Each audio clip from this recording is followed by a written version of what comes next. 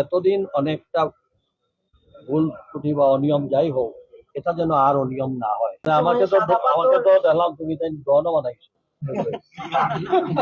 আমরা এটাকে স্বচ্ছতার দিকে নিয়ে যাবো। আমরা কোনো অবস্থাতে এটা যেন মানুষের মানে আমাদের এই আপনাদের মিডিয়ার মাধ্যমে অনেক জিনিস আমাদের জনগণের সবাই এখন পরিষ্কার, এটাকে কিভাবে একটা সুন্দর পন্থায় নিয়ে আসা যায় এবং এটার জবাবদিহিতা, এটার স্বচ্ছতা আমরা কিভাবে করতে পারি, আমরা সেদিকে। আচ্ছা, এই যে মাজারে যে আমরা দেখলাম এখানে নানা কথা হচ্ছে, কিন্তু আলোচনা ছিল, সমালোচনা ছিল, বিশেষ করে যে অভিযানগুলো ছিল এবং হুট করে যে মাজার কর্তৃপক্ষ যারা মাজারের খাদ্যকে না জানানো হয়েছে, এই বিষয়ে কিন্তু নানা ধরনের সমালোচনা হয়েছে। আপনি আসলে কিভাবে দেখেন, যেহেতু একটা ঐতিহ্যবাহী 700 বছর ধরে রীতিটা চলছিল, হঠাৎ করে সিলগালা করে আপনার কাছে আসলে মূল্যায়নটা কি? আর শুনেন, কোন জিনিস তাড়াহুড়া ভালো, 1 নম্বর। 2 নম্বর হচ্ছে যে আমাদের এখন এমন স্বাধীন যে স্বাধীনতার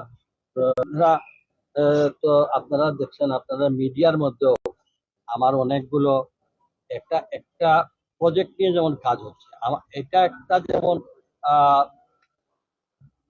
অনিয়ম হয়েছে বা এটা দীর্ঘদিনের, আজকে 600-700 বছরের একটা ট্রেডিশন, এবং এইটাকে হঠাৎ একটা নিয়ে সরকারও একটা জল, কিন্তু দেখা গেছে যে একটা পরিকল্পিত ভাবে যেন প্রত্যেকটা জিনিসে একটা থেকে আটটা খুব মানে যেখানে আমি তো বিদেশি বা আমাদের সঙ্গে তো এই বিষয়ে কি সিদ্ধান্ত বা সরকারের এগুলো কোন সিদ্ধান্ত তো আমাদের জনপ্রতিনিধিদের সঙ্গে বা আলোচনাই হয়, তা আলোচনা যেখানে হয় নাই সেখানে আমরা হঠাৎ করে পরবর্তী পদক্ষেপ কি হবে আমরা না বসলে বসবো। তবে আমি আপনাদের মাধ্যমে যে মেসেজটা পেয়েছি, জনগণের প্রত্যাশার সঙ্গে আমাদের কোনো দ্বিমত নেই।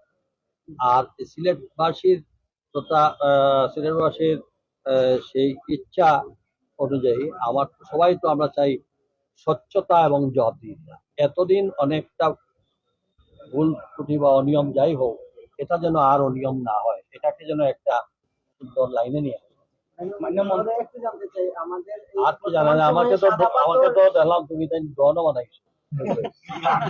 আমি বেটা দেখলাম বলি বাইরে এইসব ব্যাপারটা হলো, ইয়েস, আপনাদের নাকি জনগণের অনেক প্রত্যাশা, আপনাদের এই নিউজ গুলো আমাদেরকে উজ্জীবিত করে আমাদের কাজের সহযোগিতা করে, কিন্তু অথেন্টিক একটা যেটা বাস্তবতা, যেটা করলে সমাজের লাভ হয় ধরে দেন, এরপরে যদি আমাদের কাজ করার আগে আমাকে এই দোষী বানাই দেন, তা তো মানে কারণ এটার আগে আমি আপনাকে জিজ্ঞেস করি, আজকে যেভাবে আপনারা উৎপাদ করতেছেন, আমি যখন এটাকে এই যে গেট হলো, এটা তো সব সরকারি পয়সায় হয়েছে, এই রাস্তা সম্প্রসারণ হয়েছে বিএনপির আমলে, এটা এই যে নামাজ টামাজ ব্যবস্থা করা হইলো, আপনারা তো দুই দিকেই বললেন।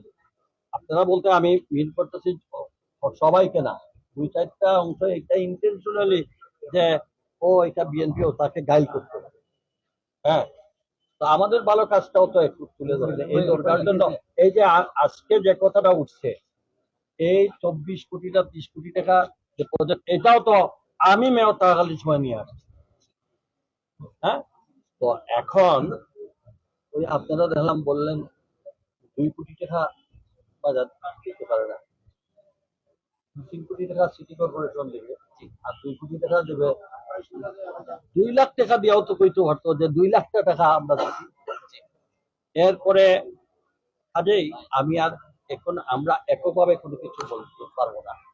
এখানকারও এমপি আছে, মন্ত্রী আছে, প্লাস আমাদের এখানে 6 জন এমপি আমরা সিটিং আছি, আমি 6 জনের না, আমরা যারা এখানে জনপ্রতিনিধি অন্যান্য দলেরও বা অন্যান্য ব্যবসায়ী, বুদ্ধিজীবী, সাংবাদিক, সবাই সঙ্গে আমরা একটু সবাই মিলে আলোচনা করে এটা আমাদের একটা দুর্নাম হয়ে গেছে, এটা আমাদের একটা বিশাল, আপনারা দেখেন এটা কিন্তু এই রিমারে কিন্তু আমাদের বেশ ক্ষতি হয়ে গেছে, এই ক্ষতিটা যাবে পুষিয়ে ওঠা যায়, আমরা যেন একটা সুন্দর একটা এনভায়রনমেন্ট ক্রিয়েট করতে পারি। দোয়া করেন, আমরা তাড়াতাড়ি সবাই বসে।